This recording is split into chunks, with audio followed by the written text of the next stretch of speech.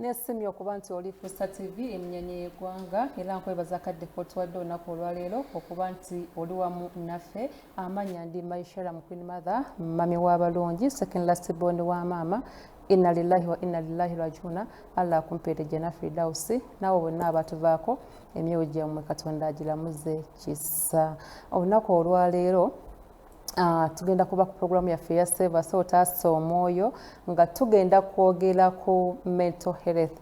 Abantu abasinga endwadde eno oba abantu abasinga tebakitwala nnyo nga bulwadde, abedda abamu babuyitanga baguba ddalu, abalala bagamba nga bandoga, naye twagala tukakase era nga Save Us Otaasa Omwoyo butunulira ebintu ebyenjawulo, ebizibu ebyenjawulo mu bantu. Tujjuke nti programu eno tulwago buli muntu olaba nti nno kikuyinze ogamba akansharingeko n'aba Save Us Otaasa Omwoyo tulabe engeri gyesobola okuba nga onzivuunukamu ekintu kino. Nate endwadde z'obwongo abantu abamu tebakimanyi nti bulwadde ng'endwadde endala ng'omusujja, ng'omutima, ng'omutwe, kyonna ekirwadde kyonna naye kino abantu bakitwala bulala. Kyobala n'abamu bagamba nga gundi agudde eddalu naye nga tumanyi ensonga lwaki agudde eddalu. Ebintu ebitwetoolodde, abantu abatwetooloddeko be batuviirako okufuna ebirwadde weebityo. Neesimye okuba nti olwaleero tuli ffenna era nga njagala otuule okalire, wabula mu studio siriimu nzekka, ndimu n'omugenyi wange agenda okuba nga atulambululira oba okututegeeza obulungi ku ndwadde eno oba ebireetera obukosefu ku bwongo bwaffe. Naawe omanye nti naatera okugenda mu depression oba nedda, naatera ofuna ekirwadde kino oba nedda. Tovaawo, ndi naye katunnyonnyole. Nsanyusa okula musawo Jovia. Nange okusanga neyanziza nnyo ku giving this opportunity to be on TV okwogera n'abantu baffe. Amiina. Amanya beeyanjulire bulungi, bakutegeere bulungi, bamanye twogedde ne musawo Jovia. Mwogera nsanyuse nnyo okubeera wano era nga nkyebaliza Katonda nti ampadde omukisa guno kubeera wano okubaako n'omwoyo gw'entaasa eyo wabweru mu balabi baffe. Nze musawo ndi clinical psychologist professionally naye nga I'm trained and mentored ku University y'e Kisubi currently nga tukolagana n'okuyamba abantu abalina obukosefu ku bwongo, okubayamba okuzuula obuzibu obwo buva ku ki, ne tubayambako okubutreatinga n'okuovercoming those challenges.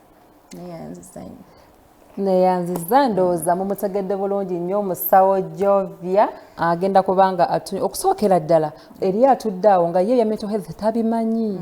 Omuntu amanyi kimba nage eri naluma omutwe gunnuma eriiso linnuma n'agenda mu ddwaliro, ebbeere linnuma nina okugenda ew'omusawo. Naye ekintu ky'obwongo kino omuntu abeera n'agamba nina ebizibu nina kino tagendako wa musawo. Sooka otunnyonnyole kye ki omuntu akitegeere era otandikira ki okumanya nti nno ndabika nina obukosefu oba ekirwadde ky'obwongo kino. Neyanziza nnyo mukwano. Well, kati wetutunuulira obwongo, omuntu okutegeera nti alina ekizibu ku bwongo bwe atunuulira components nnyingi eza mental health. Waliwo gye tuyita psychological well-being, then social well-being, waliwo n'okubeera intellectual your intellectual well-being, then there is also cognitive well-being. So omuntu okwetwala nti they are mentally healthy, you have to be psychologically well, cognitively well, emotionally well, mumpulirayo ng'omuntu ng'osobola okwefuga mu mbeera zo mumpulirayo, not acting out of context. Then there is also intellectual well-being, ng'osobola obwongo bwo osobola okusoma n'oyiga ebintu ebipya n'okwasaganya embeera empya mu ngeri gy'ebezeemu. So intellectual naye osanga nti this intellectual well-being ebiseera ebisinga obisanga mu baana abasoma. Agenda osanga nti omwana asobola okukola bulungi mu English, asobola okukola bulungi mu science, asobola okukola bulungi mu more like writing, he can basobola wandika, but they have a specific learning disorder. So in falling under intellectual well-being, since omwana musiru oba omwana talina magezi naye aba alina challenge gyafuna intellectually nga tasobola kupursuinga to be able to learn or talina capacity eyo mu area ekwatagana ne calculations oba okuwandiika oba okusoma.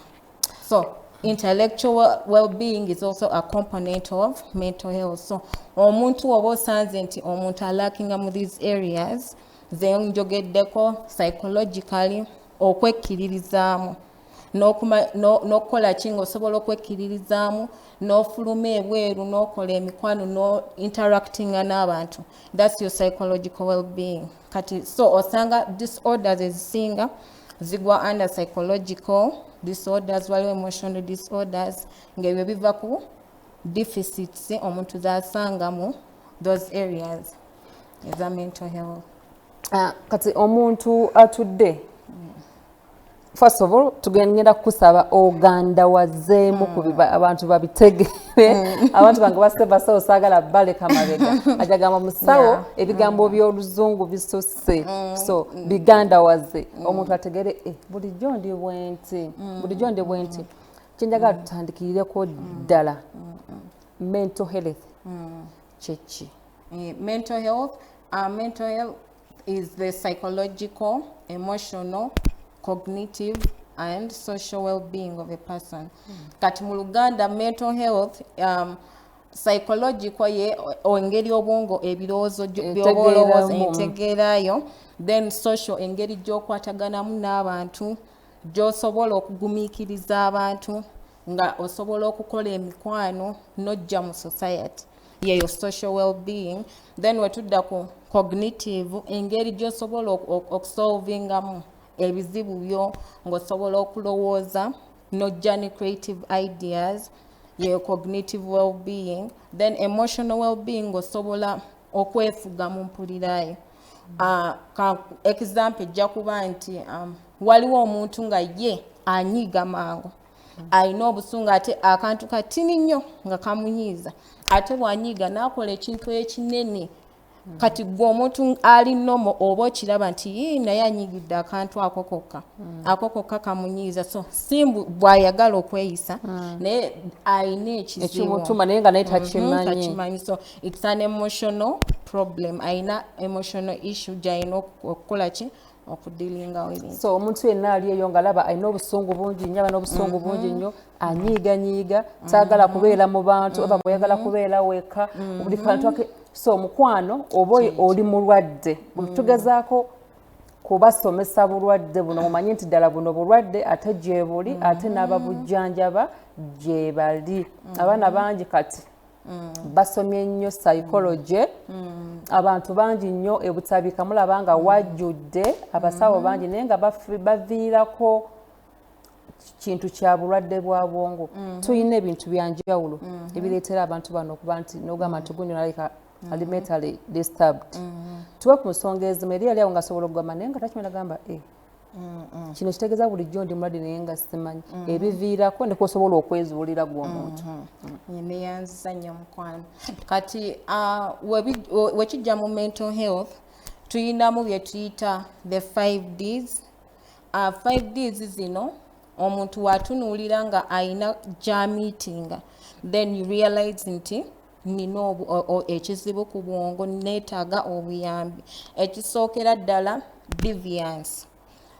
Deviance mu Luganda oyawukanako n'ebyo society byeraba nti omuntu alina mu by'alina okukola. Kati nga kampe example, omuntu bw'anyiiga ennyo, njagala nkozesa eyo example kuba eri common nnyo mu bantu. Kunyiiga kya bulijjo buli muntu wanyiiga naye tewaliwo kunyiiga okusukka. Waliwo anyiiga ate n'asukka n'ayasa buli kimu n'akanyuga kirina n'assa n'amaanyi ng'awulira yenna obusungu. Waba talina kyayonoonye tajja kukakkana. Waba talina kyayasizza takakkana.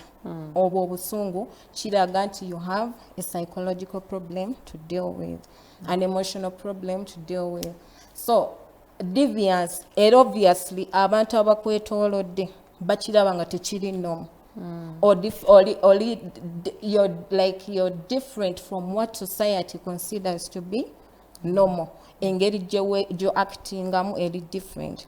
Waliwo ne baana abantu nga abalina schizophrenia. Schizophrenia buzibu bwa bwongo nti osobola okulaba abantu abalala be batalaba. Ng'osobola okubeerawo n'olaba nti amagye gakugoba naye abantu abakwetoolodde tebagalaba. Obviously obeera toli nnomo. Tubakulaba nti ono omuntu tali nnomo ate biki byalaba ffe tetubiraba. Olwo batandika bamuloze. Alabika ddogo naye nga si ddogo. Ye abiraba mu reality kubanga obwongo bwe biraba. Musawo asobola okuba nga akiraba during day oba bano ababiraba kiro ne bagamba nti yeebaka aloota awawamuka. Nabo abaloota oluusi consistently obviously kiba kivaako n'obuzibu yogenda byalwanagana nabyo. Abamu babeera n'obuzibu like trauma.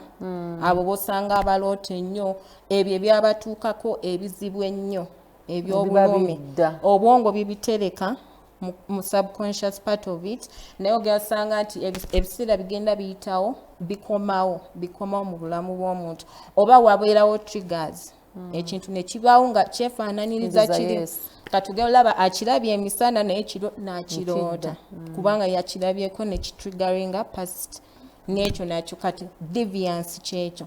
Then ne wabeerawo dysfunction. There is the dysfunctional D. Omuntu aba tasobola kukola mirimu gye ng'omuntu wateeka okukola. Kati mweno kampa example abantu abali addicted abakozesa ebiragalalagala omwenge talina kyagenda sobola kukola nga tannaba kunywayo ku kenge tannaba kuyiwayo.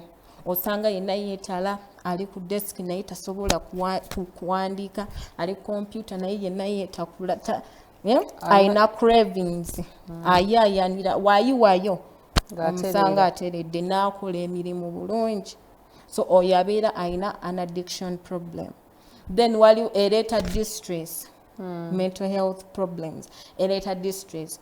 Osanga omuntu talina mirembe yeetala ayambuka akkirira akola ki kyekimu mu bantu abalina obusungu kantu kati mulaba akuba ekisenge adde eno adde erina like it brings distress, significant suffering within the person, significant kyolabirako ddala kyono omuntu talina mirembe nga yina tali comfortable engeri gye yeeyisaamu is like different talina mirembe ng'eya bulijjo omuntu gy'alina okubeeramu. So ng'omanya nti ono omuntu wange muganda wange yeetaaga obuyambi.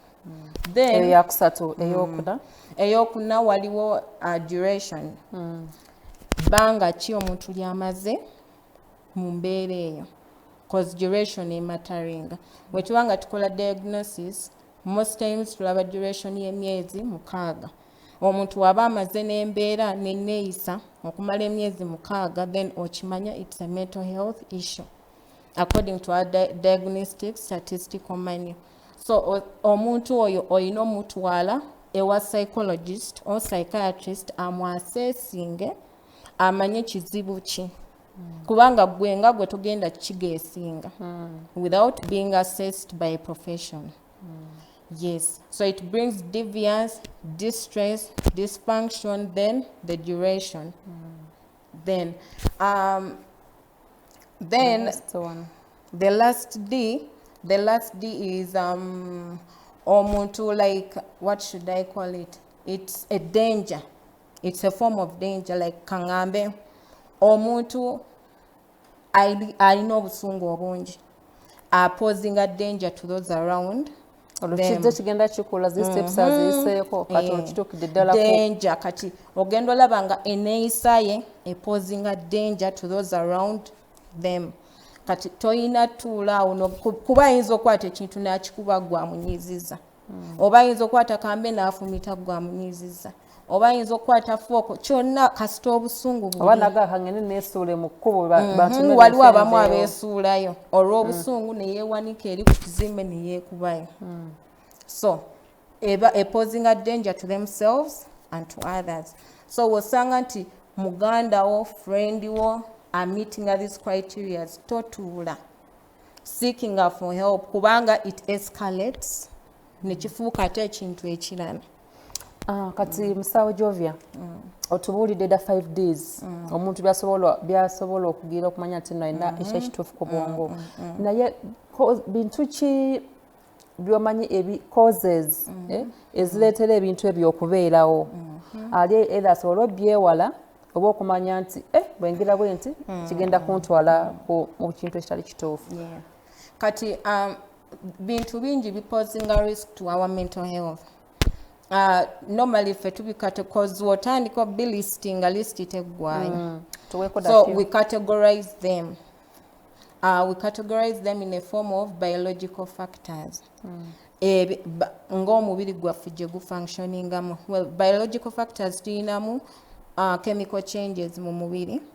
For example, guno brain yaffe eno gy'olaba producing hormones. Woba musanyufu nnyo kyoba olina omanya nti obwongo bwo buyina hormone ze buproduce nze hormone bagiyita dopamine. So eyo yeri responsible for you being happy, excited. Then hormones ezo ze zigenda okubeera supplied, zigenda kutambula through them, through what do they call it, the central nervous system ki ogasanga wenna omubiri you excited naye nga originating from the brain. So these hormonal imbalances or chemical changes in the brain zireetawo ki mental health issues. So ogenda osanga more like schizophrenia abantu abalina ekyo there are most times hormonal changes osanga nti omuntu aseka yekka talina nsonga lwaki aseka naye omusangawo n'aseka ki. So you find these hormonal imbalances obwongo bwe bureleasing they are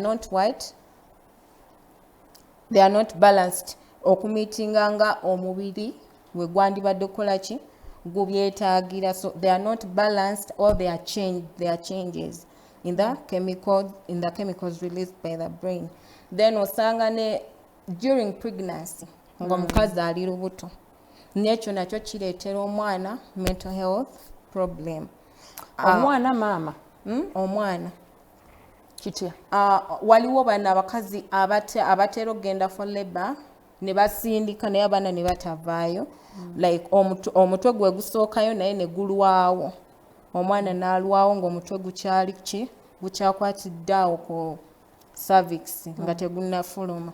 So ogenda osanga nti there is less oxygen being supplied through the brain. Bazaalibwa n'ava mu butono bagamba omwana yakula nga obwongo tebuli bulungi. Kati osanga balina those challenges. Then abazaala mu later stages of their age ng'emyaka giyiseewo like let me say 36, 38 si bonna but a percentage. Abakyala kuzaala aba 38 otasaba kubya emitima waitu. Kati so osanga nti kuba emibiri gy'abantu giri different.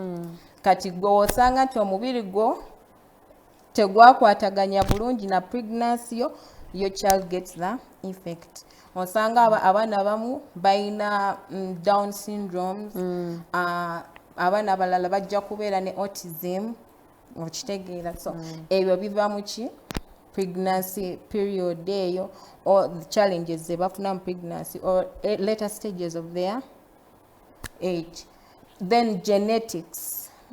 Then the genetics. Jukira omukazi waba ali lubuto n'azaala there are some genes that have been passed from them and to the child. So ogenda osanga in a family line we wabeerawo omuntu ng'alina schizophrenia oba ng'alina anger issues ogenda osanga omwana kimukutte ate osanga nti maama ne taata bonna balina anger issues. So the genes will be passed to the child. Agenda facing a lot of issues with their anger management. Beba n'abaana omunyiiza katono ku ssomero n'osanga alwanye asitudde munne n'amwasa omutwe ku ttaka. Naye nga omubuuze kyamunyiiziza nti yambuulinze oba yaŋŋambye kino. Nga kantu katono ng'ogambye naye wabadde osobola okukola ki? Waringa oba n'omuloopa. Naye ye kyamunyiiziza. N'asitula munne n'amwasa omutwe. So those are the challenges. So genetics, then early childhood experiences. Abantu bye bayitamu nga bato waliwo nabyo bireetera mental issues. the trauma abantu abayita abaliwo mu biseera by'entalo kangambe abaana bayita mu rape nga bakyali bato like those abakulira mu family erimu violence like those childhood experiences also contribute to mental health issues. Ebirala ebireeta mental health issues using of substances. Omuntu atandika okukozesa enjaga waafuula omwenge part of their life ogenda osanga nti with time obwongo bumanyiira bugamba nze sobola kubeerawo watali mwenge sobola kubeerawo watali njaga ate jjukira these drugs do have effects on our brain bu alternatinga engeri obwongo gye bwandibaddemu normally functioning it alternates netandika functioninga mu ngeri edependinga ku ebyo ebiragalalagala in that waba tabinywedde naawe oba olabirawo mu mpisa ze nti ono ayina ekizibu. Abalabi baffe abalungi aba puroguramu ya Save Us Otaasa Omwoyo ye puroguramu yaffe eya Save Us Otaasa Omwoyo mu kaseera kano tuli mu kusevinga myoyo gyammwe twagala njo tubeere nga mudduka buli kaseera mujja wa Queen Mother munnange kino kyagenze bwe kiti so nga emusobola obyewala nga obudde bukyali tulaba abakyala bangi manyi puroguramu eno tefunye nnyo abakyala bangi n'abaami bangi naye ng'ensonga ziva mu family issues era nga bw'omanyi nti abafunga obufumbo abamu waliyo ebibeero ebirungi babeerawo n'ebibeera ebibi naye ebibi bituka okubeera nga ate bingi nnyo bitabudde abaami n'abakyala obwongo era olinagamba abasinga munnange bano twabaleeta wano eno butabika ensonga za famire abamu bafiirwa abantu baabwe ng'oli yafiirwa omwagalwa we n'agaanira ddala okuddamu okutereera ddala okuddamu okutereera abantu bano mubajjanjaba mutya mubakuba mutya like mental health issues wekijja ku mukujjanjaba mental health we go through sets of assessments omuntu oyo ajja nga wemukola assessment ng'omuntu alwadde ku mubiri ne bamukolako tests naffe eno mu psychiatry mu psychology tukola tests ezo otuula ne psychologist wo nga bw'otuula ne musawo n'omunnyonnyola nti musawo mpulira kino omutwe gunnuma n'akuwandikira kakiiti genda bakutestinge bamanye ki kati naffe we tukola tulina assessment ze tubakolako eziri comprehensive ne turulinga out kizibu ki then we tukirulinga out then ne tumanya stage ki gy'oliko nga ggwe is it severe is it mild or moderate so wekibeera nga kiri severe we tujja okwetagiramu medical intervention. Then if it's not that severe and it's moderate mild, therapy does the work. So you go through a set of therapies zogendo yitamu weteekayo omwoyo nga weteekayo omwoyo n'omira eddagala dose ya malaria n'ogimala nomala wiiki ng'oteredde. That's how therapy is. Woteekayo omwoyo nga by'osoma mu therapy bye bagamba obikola you're open to your psychologist, you're open to your psychiatrist ojja sanga nti oteredde or you're able to manage the condition.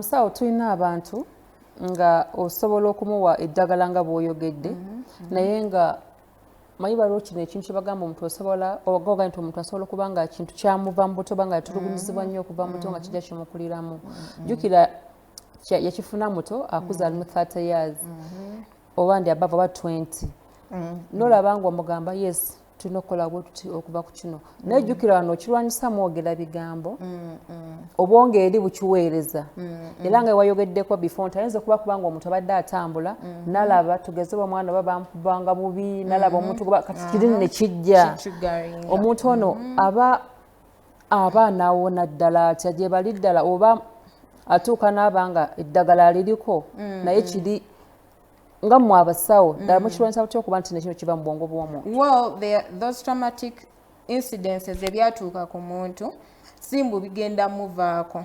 byamutuukako but now we have to help the person okumanaginga ng'asobola n'okubeerawo nakijjukira naye nga tekirina kye kimukola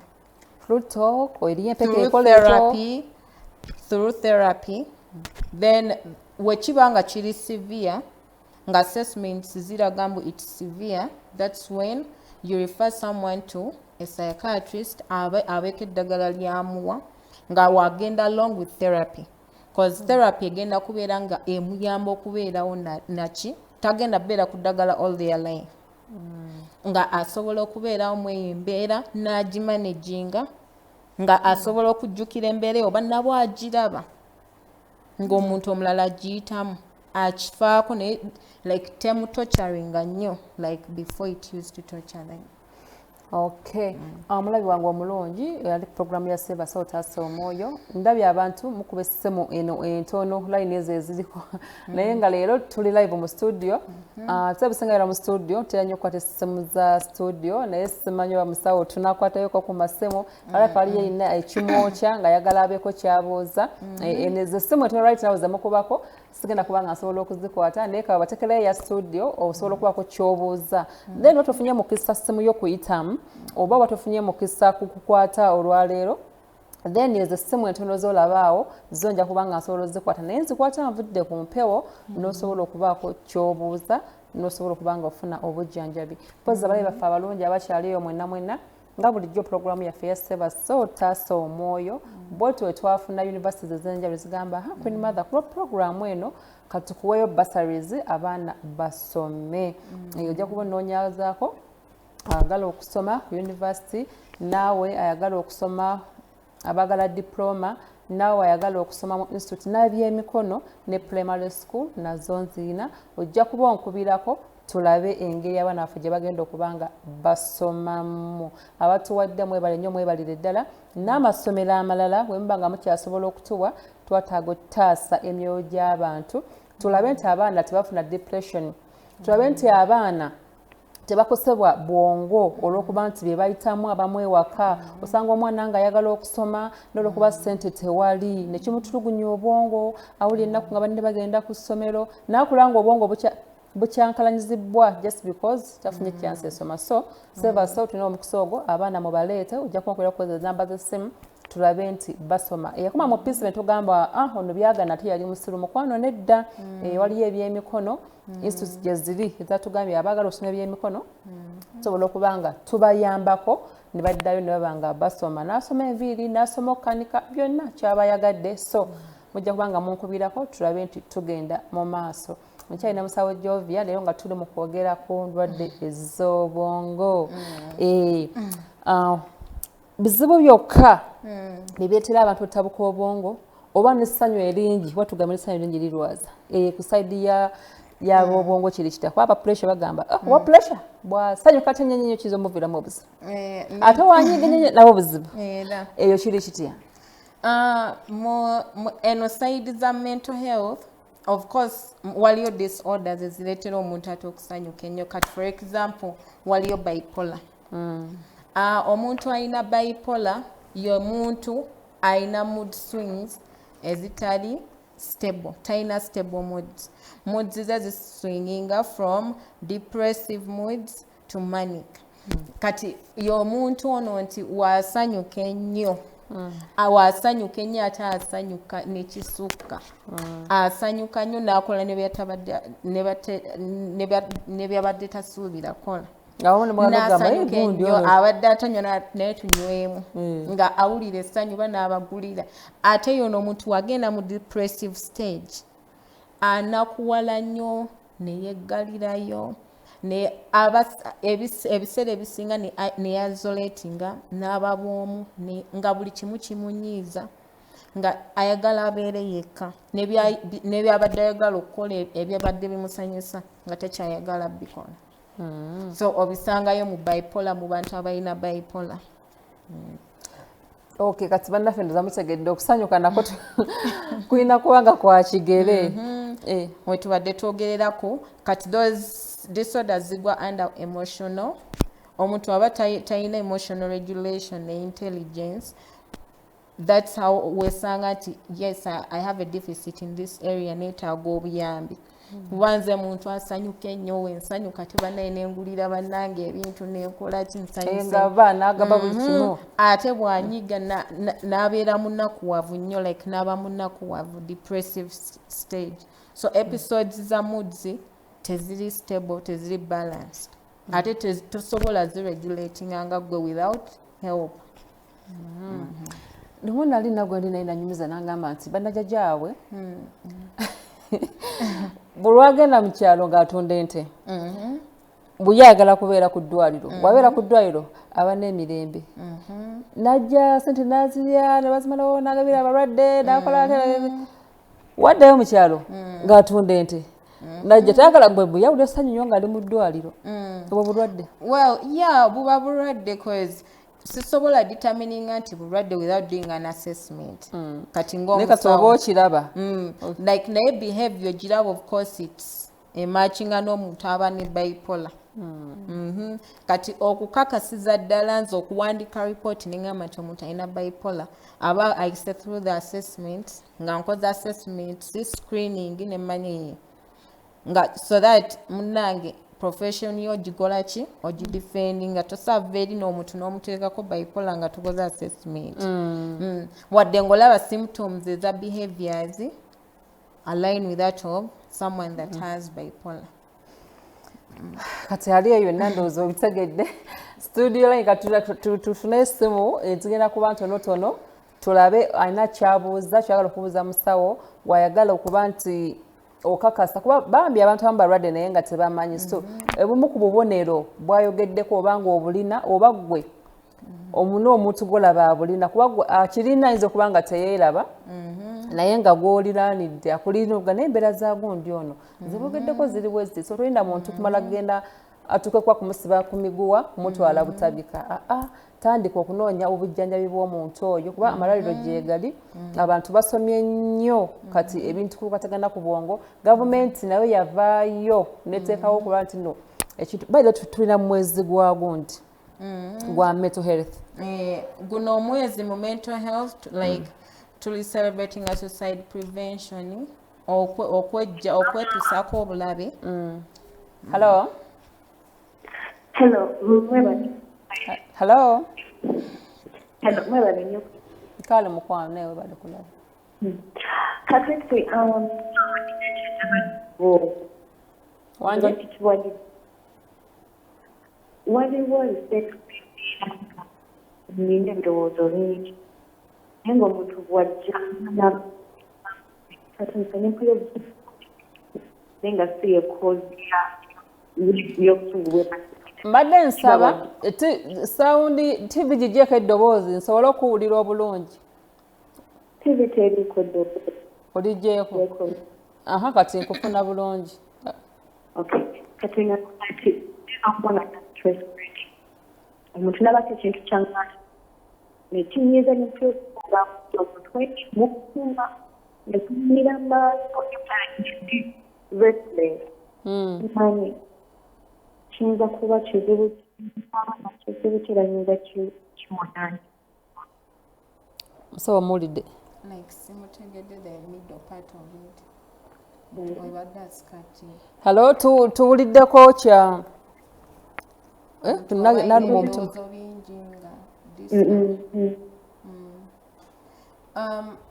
Webale nnyo mukwano ekyo ky'obuuzizza naye kati with your issue I can't say mbu olina buno obuzibu. Yes, because nyiza okuba mmanyi symptoms that disorders that do have those symptoms zayogeddeko naye kati the best thing for you to do is see a psychologist, a clinical psychologist or a psychiatrist akuassessing akubuulira ekituufu kuba kati kuba ezo symptoms zoyogeddeko it's not just mbu zibeera like for one disorder.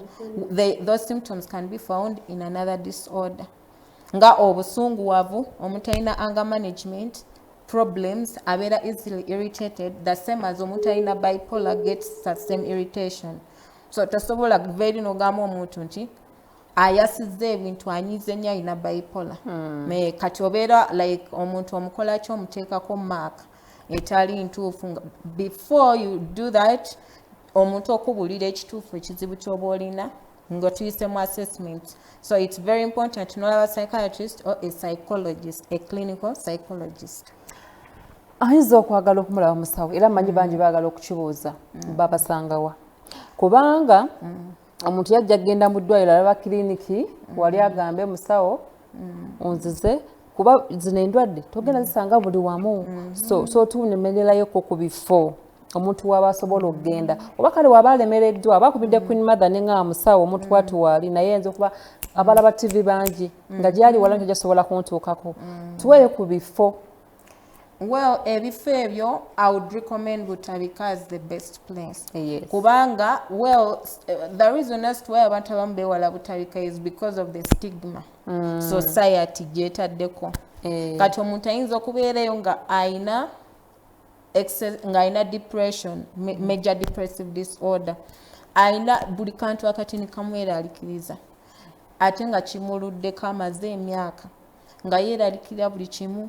Buli akantu akatini talina mirembe teyeebaka tamanyi nasonga tamanyi nsonga kweva naye ng'atuddeeyo asirise tasobola kuba bizibu byange binnuma bizibu binzita ebizibu naye nga the government ya Uganda yatuteerawo a mental referral hospital ate Butabika ya bwereere mental referral hospital kuba era there are some tests that require you to put in money of course webituuka ku tests ezimu nga waliwo abantu abalina symptoms related to epilepsy naye nga it's not nga omuntu tali epileptic so kati Butabika you find those machines naye nga babikola ku affordable price.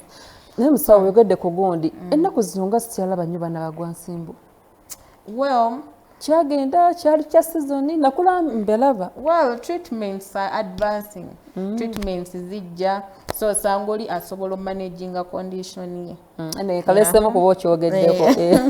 And kati Butabika is like a national referral mental hospital.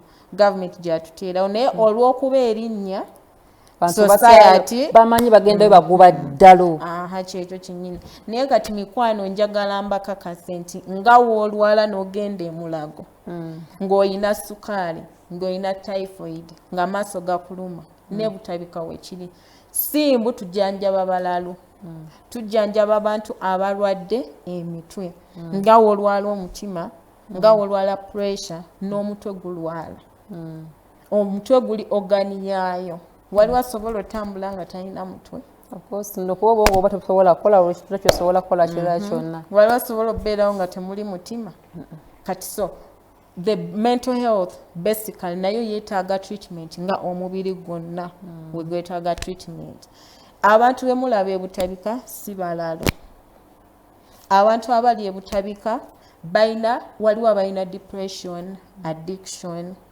schizophrenia ne behaviors zaabwe siganye nti aba behaving like a different from a normal person naye simbu that stigma abantu gye bateeka ku bantu nti mulalo yeteeka like people okwekweka gye bali ne baga nange oli wawulira nti neebuuza ngende Butabika batandikira olabika gwe nno otandise okugwa eddalu kuba olaba abagwi b'eddalu eyo gye basookera kati wabanga tagenze Butabika one amalala gosobola bagamba nti mugesobola okugenda waliwo ba psychologists abakola private practice yadde bagamba babbeenya akasente kangi leeri yabeesobola n'ogamba sajja genda kulinda bye Butabika oba kale ntidde erinnya eryo kaŋŋende wano otidde. So there are some psychologists, psychiatrists nga bali mu private practice yaabwe. So then, but the place I would recommend nga teweesobolera nga weeyogeddwa waliwo abeesobola munange ye nga ali able to pay all those assessments, tests n'ateekamu naye omukwano Butabika is a good place. The stigma abantu gye bagirinako si ntuufu.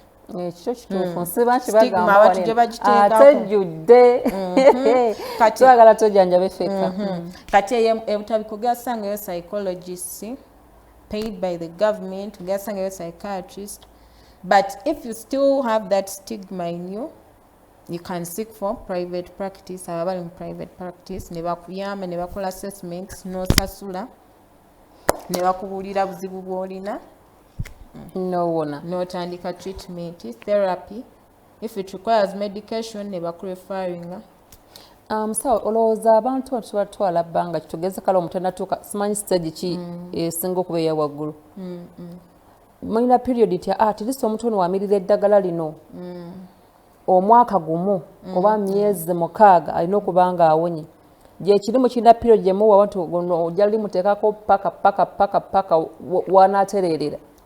Well, mu treatment ya mental health tuyinamu like kyebayita drug holiday simanyi oba mwekirimu ne mu medical naye nga omuntu waba amize eddagala nga mulaba embeera ze zitandise okudda mu nnomo nga tandise okudda mu mbeera ennungi mumuwaamu ka drug holiday n'abeerawo nga like tali ku ddagala all his life ne muwaayo emyezi then n'aliddamu but ogenda ojja kusanga nti waliwo endwadde era like ojja kubeera ku medication for some time, for example nga schizophrenia, psychosis, bipolar, ojja kuba weetaaga okukola ki okubeera ku ddagala okukuyambako obalancing. Of course si bulamu bwo bwonna naye we tulaba nti with therapy, that's why kyembadde mbagamba therapy is needed hand in hand with the medication. Therapy eno yegenda okuyamba okufuga obusungu kati wotuuka akaseera nga osobola okwefuga obusungu oba essanyu lyo oba ng'osanyuse nnyo like in bipolar nga nezo signs ng'osobola okwebeezaawo nga gw'omuntu, then it helps you manage your condition and you're able to live with it. Ogenze n'oyogera ku depression, trauma, ebimu ku bintu ebitera abantu okuba nga obwongo butabuse. Eriyo omulabe wange ali eyo nga tayinza kumanya depression kyeki oba nga alinayo naye nga byonna signs zonna aziraba naye nga takimanyi kino kyekino depression kati gyendiko. Depression ye state y'obwongo nti omuntu abeera excessive sadness kanjiyite excessive ebirowoozo bingi nnyo obulumi bw'olina bungi nnyo bukuliko obulumi bungi like oyina ennaku nnyingi so it's a state of the mind whereby you find a person is experiencing excessive sadness.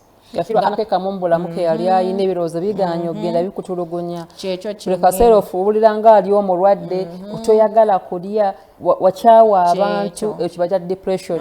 Symptoms ezo we isolating nga toyagala kwegatta n'abantu oyagala obeere wekka nga weesibiddeyo ebyakunyumira ng'okola kati bikubbowa tokyabisanga kyebayita ahendonia omuntu nga byali yeegomba okukola takyabyagala bikola ng'ayagala abeere yekka mu birowoozo. Bwe tusinga okulaba ng'agenda mu kyaki n'agamba nze kambeere eno gye nfunire emirembe alowooza lyeddagala. Yes ddagala kuba aba afuna ku njiri ya Katonda nagenda abasinga beekuumidde nnyo eno n'asiibayo n'asulayo takola n'ate ng'ayagala ssente. Ate oyo nno waakiriko naye waliwo abamu gwe kisukkako ne yetta kuba sadness eba excessive amaziga gaba gakuyitamu nga owulira ennaku nnyingi. That's what we call depression. An excessive or experiencing excessive sadness, a state of experiencing excessive sadness. Nenga you can get help with that. Ekiterekera kuba kwetoolodde bonna n'oba tonabagenda kulaba musawo. Abantu abalina omuntu ng'olaba afunye ekizibu ky'amaanyi abantu abo babeere kumpi mubabuuzeeko osobola okugaba buli muntu yankyawa buli muntu yankoowa olaba nga omuntu afunye obuzibu kabe neighbour kabe mukwano gwo mumulagwa omukwano ekyo kyokka kimugjamu obwongo mpola mpola natalinda tegenda ku stage eri yetaaga okumira eddagala oba mugambe munnange beera kuwana emyezi 6 kuba ekirwadde buno bwo bwa bbeeyi buno obulwadde bwo bwa bbeeyi. So but with depression ofuna obuyambi woba ovuddeyo mangu n'otatuuka ku mbeera ate ey'okwetta okwetuusako obulabe osobola ofuna obuyambi see a psychiatrist or a clinical psychologist akuyambe akuyiseemu mweyo embeera ng'osobola okwemanaginga nga ggwe omuntu ng'ofunye yo treatment. Aho era walina kyabuuza ngenda kusaba endoozi essimu ejja kubeemu babirisa nnyo okukwata ssimu mu programu nga zino naye eriyo omuli nga kimwokya nga sirina kyagabula omulala osobola okuwandika kale message ejja kuba nga nzisoma ku ssimu eno mulemedde ku ssimu entono naye yo sigikwata kati eya studio yokka gyenkwata naye nga programu ya Sevaso ebeerangawo buli Lwamukaaga kuva ssaawa emu paka ssaawa 2 ku TV emunyenye y'eggwanga ng'era nze Maishara mu Queen Mother nze mbeera okugikuweereza nabagamba saagala mwette saagala mubeere na bizibu olabanga obulyo ogw'okwogerako naye ogamba bafamire yange mikwano gyange saamu gwe ngenda kugamba kintu kino mukwano gyangu twogeremu abantu bangi nnyo tuba nabo ebyajja nagamba Queen Mother njagala twogeremu naye nze saagala genda ku ki ompewo abo bangi tukola counseling and guidance ne tubanga abantu tubakakkanyiza mu side eyo eriyo abalina ebizibu nga beetaaga amateeka abo nabo tubakwasaganya eriyo abaagala ekyange njagala kirabike ku mpewo abo nabo tubakola ki tubakolako so totuuleyo n'ogamba esheyo njagala nnyo naye nkyogenda ku kamera mukwano kyoyagala kitukukolera kubanga twagala bwongo obwo kubeera nga butereevu that's why tugiyita Sevaso otaasa omwoyo twagala obeere ng'oli mukkakkamu oleme kwetuusaako bulabe tugenda kubanga tuwumulemu tusigaze dakiika mmeka nga 2 bajaga tuwumulemu katini nnyo nate tukomewo bwalina kyobuuza tugenda kubanga okuba ku nnamba ya studio mukwano wabula tokuba ku nnamba ezo entono eziriwo bajja kubanga bagikuteekerawoko tovaawo katukomewo ng'obuliddewo okwogerako naye waakiri omutima gukakkane tofiira mu nju nga weebuuza n'akyogerako n'ani ng'ebizibu bikuyinze va mu banaagamba batya kubanga si ebali mu mutima gwo bw'olifa toliddamu kukyogerako era tolifuna mukisa gukyogerako wabula okuleka abaana bo nga babonaabona yangwa tusale amagezi kati omukyala oba omwami save a soul taasa omwoyo ne Queen Mother naawe ali eyo ng'osobola okuyamba ku bantu bano tweyanzizza omutima bwe bulamu amaka ly'eggwanga.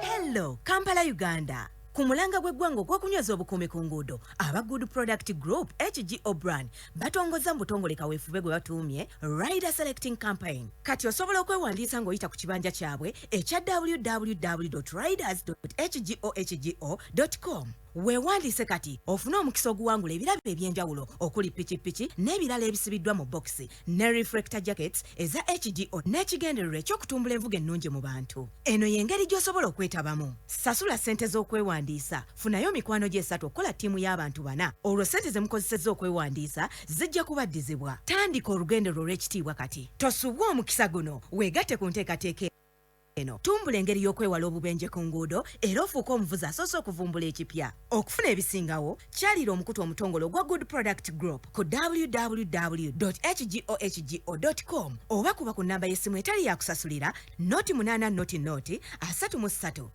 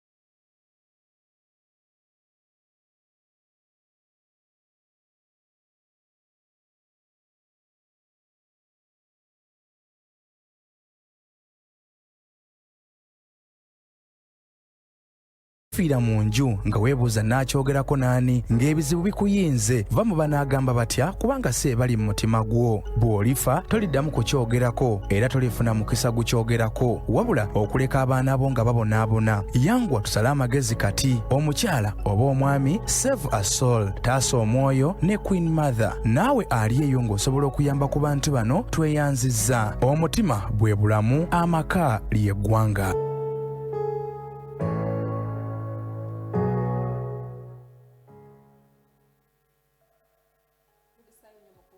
Kansibe tukyali ffenna ku pulogulaamu yaffe ya Seebaasa Otaasa Omwoyo olinange Maishara mu Queen Mother mami w'abalungi okubanga njikutuusaako. Kituufu ddala omutima bwe bulamu, amaka ly'eggwanga. Ebintu ebiri bibeera nga tebiriiwo oba ddala toliiwo. Eba otaba na mutima mulungi ebisigadde byonna bigenda kubanga bifudde. Amaka bwe gataba malungi byemu kubifiirako depression, byemu kubiviirako ebingi ennyo musawo byayogedde. Tulabe nti nno tubirwanyisa. Ebyo byonna musawo byatubuulidde obiwulidde. Akunnyonnyodde mental health kyeki, n'atunyonnyola ebireetera, n'atunyonnyola engeri gy'osobola okubanga obyewalamu. Katugenda kulaba obulungi obuli mu kwewala ebintu ebyo. Ye musawo. Okwewala endwadde z'obwongo kikuyamba nnyo mu bintu bingi. Ekisookera ddala nga ggwe omuntu kijja kuyamba woba osiikinze for help ng'onoonyeza obuyambi ng'osobola kati it helps you to manage your stress nga ggwe, especially abalina work stress. Abalina stress ku mulimu, stress ejjudde buli wamu. And remember, stress ekosa obwongo to some extent. Ekuleading okukola ebintu ebadde byotasuubira nakukola kuba oli stress ng'oyagala kweggyako stress. Naye woba ofunye obuyambi, n'olaba clinical psychologist, n'olaba psychiatrist, n'oyita mu therapy, ogenda osanga nti stress eyo tekyakumalawo. And webeze you know how to deal with it. Omanye engeri gy'olina okikolamu. Kyekyo ekyomugaso. Kati nga ffe abamu stresses kyatulya. Gujja ne stress nga tonkuba stresses. Kyekyo mukwano. Kati ng'osobola okwebeesaawo nga stress tekumazeewo, tekuleetedde ebirowoozo, ate kuteeka mu depression muki. So n'ekirala kikuyamba nnyo okusalawo, okumakinga choices in life. Osobola okwesalirawo nga we twogedde ku cognitive well-being. Osobola okwesalirawo kubanga by the way waliwo abantu abalina ekizibu nga tebasobola kwesalirawo. Nga ne bwagezaako tasobola kwesalirawo. Nde gundi maama oba sister nga agende bw'ati oba omwami wange nga tasobola, simbu tayagala naye nga kiri mu ye. Yeah, he has that problem nga yeetaaga help, yeetaaga therapy. Ate bana batubulira batanyiiga. Naye tubagamba nti ye tanyiiga. Well, anyiiga naye asobola okwecontrolling. Anyiiga naye nga ye asobola okukola ki kwecontrolling basing on the context kyekimunyiizizza. Naye nga teri atanyiiga, buli omu anyiiga. Kisinziira ku ngeri gye weeyisaamu ng'onyiize. Kyekiraga obuzibu bw'olina. Then kikuyamba, njogedde ku kwesalirawo, kikuyamba ne weesalirawo mu bulamu. Omanyi okwesalirawo kintu kikulu mu bulamu. Life is full of many choices. Kati making the best choices always kyekirungi ky'olina okukola. So ng'oli mentally stable, nga osiikiza obuyambi n'otangira obwongo bw'okufuna ezo endwadde. Osobola okwesalirawo kuba obwongo bubeera stable, obeera in right sense of mind. Kikuyamba nnyo okukwatagana n'abantu ewaka, abantu bonna. Bw'obanga obwongo bwo buli stable, omanyi engeri gy'okwasaganyamu abantu. Omanyi nti gundi anyiiza, buli kyakola kinyiiza. Naye togenda kumwewala, ojja kumanya ngeri ki gye nnyina omukwasaganyamu. Ngenda beerawo ntya naye, kaŋŋambe ye boosi wo. Ogenda beerawo otya naye, ogenda okukola otya naye. Ekyo nakyo kikuyamba if weetangidde ezo endwadde. Otherwise oyinza okubeera nga teweetangidde n'onyiiga nnyo, ogenda olaba okubye boosi oluyi. Olw'okuba nti ayogedde ekintu kikunyiizizza ate n'onyiiga nnyo, jjukira olina anger management issues.